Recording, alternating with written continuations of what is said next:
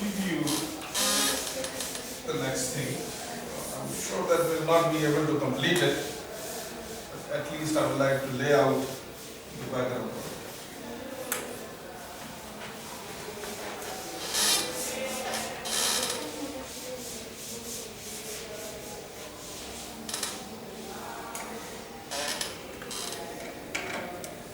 So here's the question. Does any SPDE or SDE has a solution actually? In other words, no matter what SDE I write, is it going to have a solution? The answer is no actually. So I can write some SDEs for which either you have no solution or you can have what do you call, solutions but more than one. Uniqueness is not there. So I'd like to discuss the condition. But under what conditions? What are the sufficient conditions? And there are many actually. This is just one of them that I'm going to present. Okay. That SDE, generic SDE has whether linear or non-linear, has a unique solution.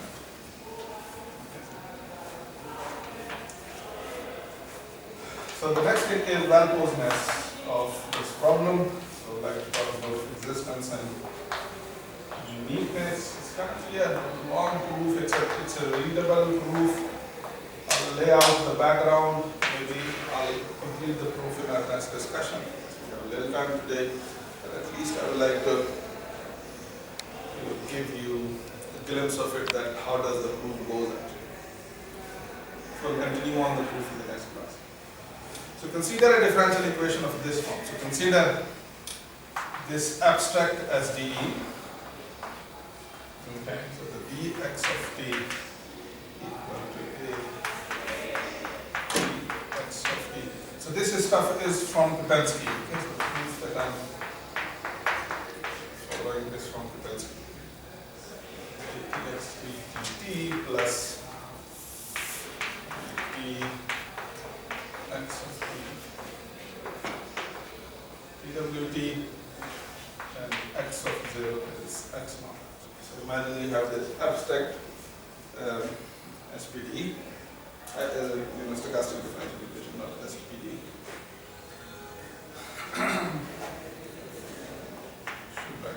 Abstract, it could be linear, non-linear actually, where these x naught, this x naught is a random variable, such that it's a square integrable, or maybe the expectation of not square integrable, but the expectation of x naught square is finite. Okay.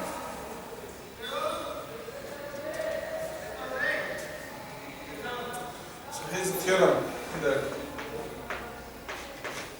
I'm going to write. It is going to basically tell me that what conditions A and B must satisfy, which X naught must satisfy, so that, such a problem, we call this problem star has a solution. Okay. The question is, what would be the meaning of solution? So here's the theorem.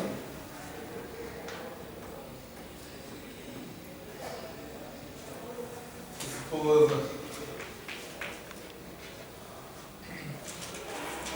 these coefficients A and B, okay, in the star are Lipschitz,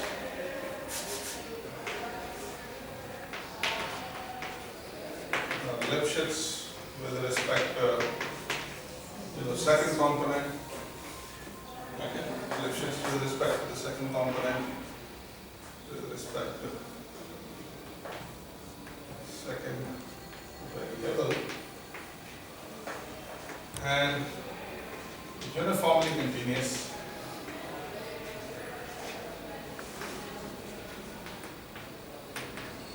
with respect to first variable. So in other words, that they are Lipschitz in the space, and not really space, but if you want to take the space, and uniform, continuous, and time actually. Okay.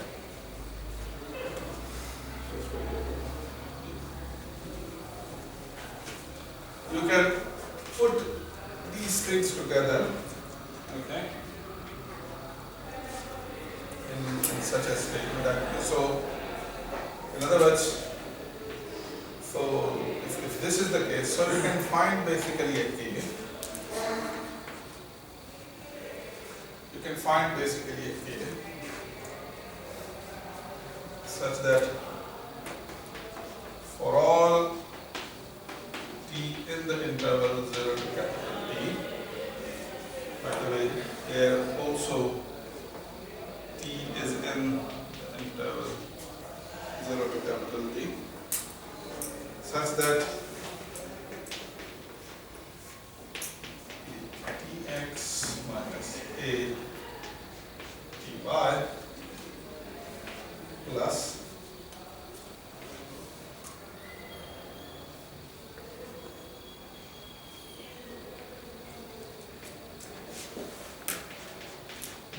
Tx minus Ty is less than or equal to K times of X matrix. Why I can find such K? Because A is Lipschitz and B is Lipschitz, so A would be less than or equal to some K times X minus Y, and B would also be less than or equal to some K times X minus Y. So maybe this K is the maximum of the both K's actually, so you can put them together. Okay. And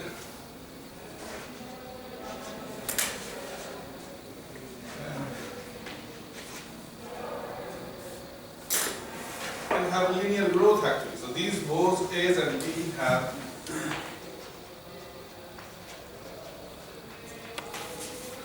linear growth. That is, that we can find a constant C positive such that Tx plus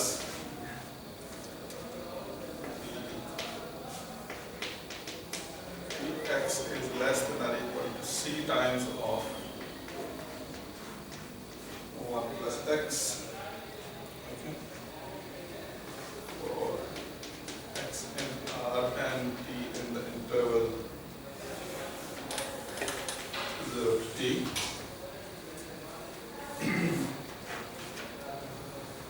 So these are assumptions. Then what we can prove is that this star has, initial value problem star has a unique solution.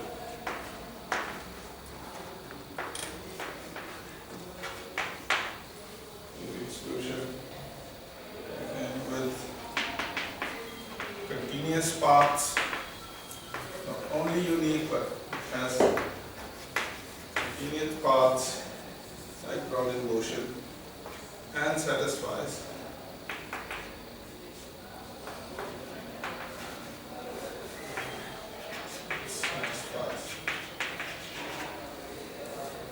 this estimate as well. So the expectation of 0 to T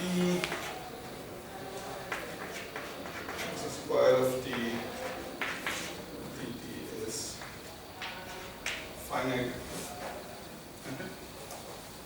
So this is really like the invariance property, if you remember. Initial condition satisfies this condition. Okay?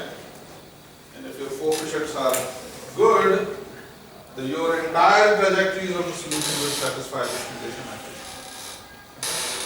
So if you define a manifold, okay, you take the collection of all such x's which satisfy such a condition, then the trajectories of the solution will go under the step manifold actually. So this is like the invariance property. Anyway, okay, that's not really the key point. Anyway, so what does this say? So in other words, this is really the elementary result. There are a huge number of generalizations that have been made. In other words, that this Lipschitz conditions is being relaxed. This linear growth condition can be relaxed, it can be made polynomial growth, or it could be made, the growth compared with some other function, okay. So there's a huge literature available, okay, on, generalizing this result. But this is really the pivotal one, okay. So what does this say? If your coefficients in the SDE are Lipschitz with respect to x, second variable, and uniformly continuous with respect to time, and they have linear growth, so both coefficients have linear growth, you can always find a solution. And that solution is going to be not only solution, but you're going to have continuous paths and satisfy this. And you can even show, okay, if you see book, you can even show that you can find some uniform estimates on the solution. Okay? And the solution of this problem is a Markov process as well. So you can also show this, that, that if you have an SDE in which the coefficients satisfy such and such properties, its solution is always going to be a Markov process. Okay? So there are lots of properties that this solution, such solutions have. So what I would like to, give is let's give you an overview that how this proof goes actually. Maybe in the next class we can get into the proof.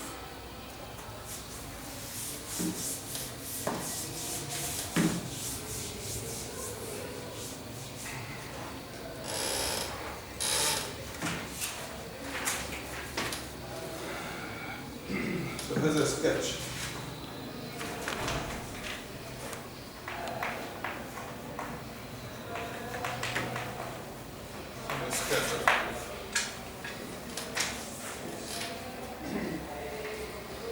And this is pretty much a sketch which mostly you solve,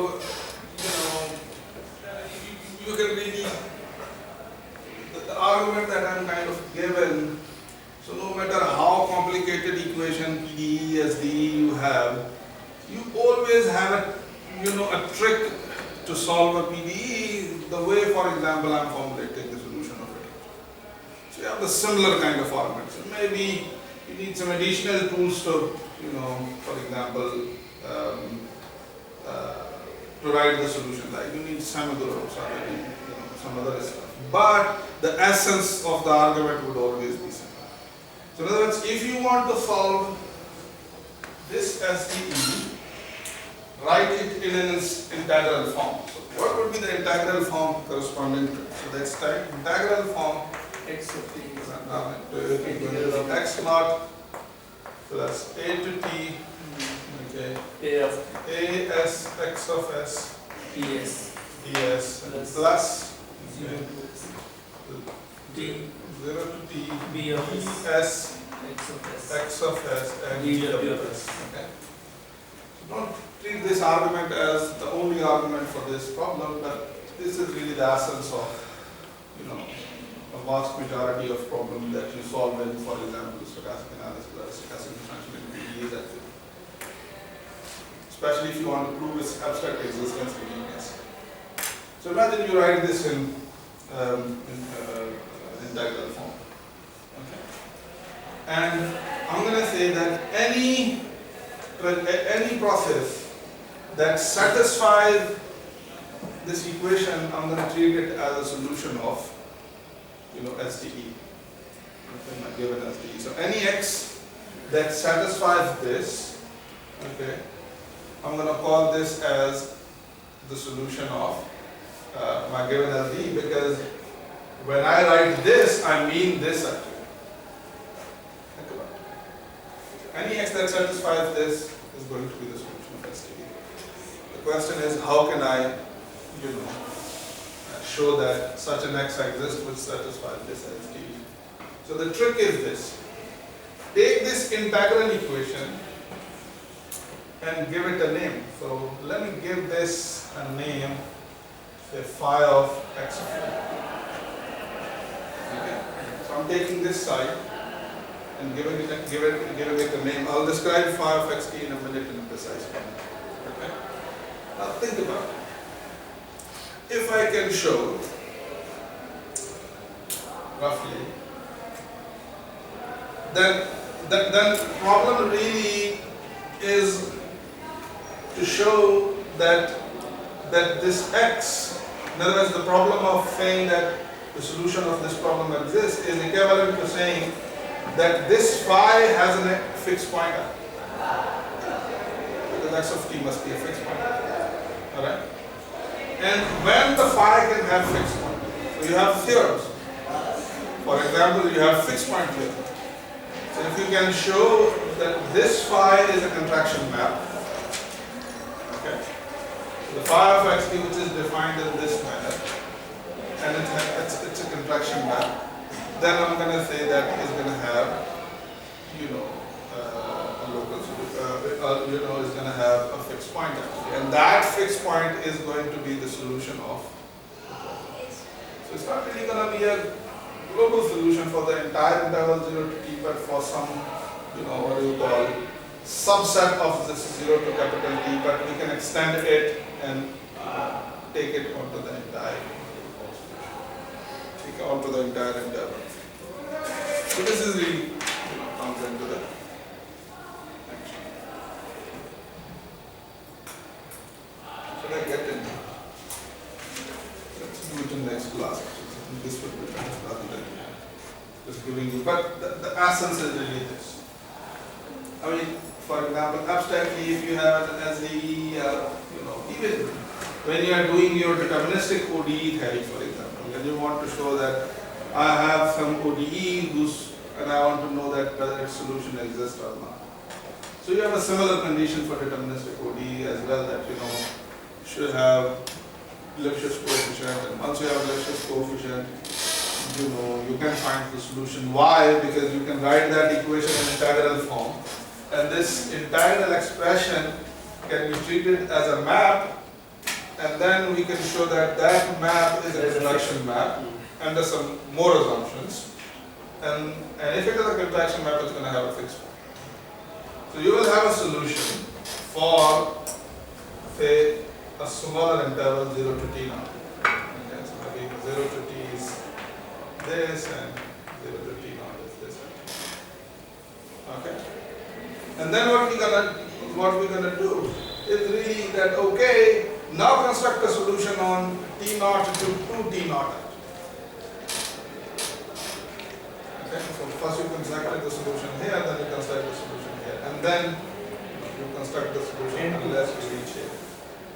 Okay, and then using these solutions, so in other words, then I can define a u, okay, or maybe x, okay, and for example, solution here found was x1 and this was x2 and so on and so forth, xn. Then I can define an x, which is like x1 in this interval, and x2 in this interval, and x3 in this interval. Then I'm going to say that, using these solutions, I can construct a solution which is valid on the entire interval. This is really the trick. Okay. See you.